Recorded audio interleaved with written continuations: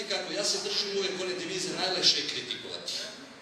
Svi mi možemo da kritikujemo druge i veoma nam je lako da kritikujemo, pogotovo u ovoj našoj zemlji gde je napravljeno sijaset i niz grešaka, počeo, slobodno možemo da kažemo, od lokalne do vrha vlasti. Ne samo sadašnje, nego i ranijih vlasti. I ne želim da kritikujem, ali moram da se nadovežem na izlaganje prethodnih koleginici i kolega. Vidite, 30 godina sam na Čegru, to jest na Panteleju u školi Čegar. Naša škola je pre 30 godina bila nova. Više nije. Pre 30 godina je naše dvorište bilo fantastično. Sada nije. Zašto? Zato što je dvorište osnovne škole Čegar šetalište. Možemo da odemo i sada da vidite za pse, za mačke ili za neke ljude koji se bave raznoraznim poslovima, mogu da kažem čime. Zašto? Omladinci dolaze raznorazni ljudi, piju uveče. Naše čistačice po pola sata iznose raznorazne špriceve, flaše od piva, alkohola, da ne bi deca videla šta ih čeka ujutro. To nije dobro, nije lepo.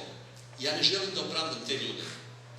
Ali da vam kažem nešto, naši mladinci, ja sam izveo preko, kažem vam, 30 generacija, nažalost, pa moraju da dođu u školu Čegar da igraju fudbal, nemaju gde da igraju.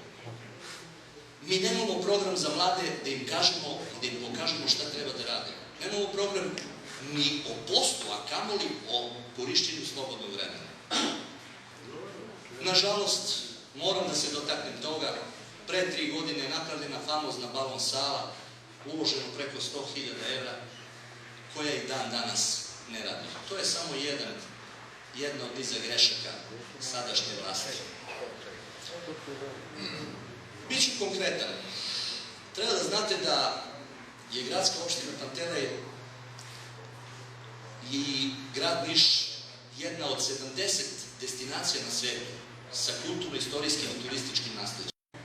Verujte mi da imamo puno potencijala, samo taj potencijal treba da se pravilno usmeri.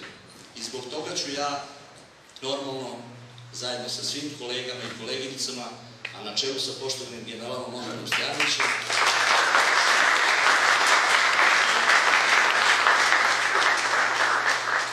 da aktivno učestvujem i mogu slobodno da obećam i da dam reč da ću se zalagati da opština Pantelej dobije srednju školu za turizam i ugostiteljstvo, a kroz 4 godine i fakultet za turizam.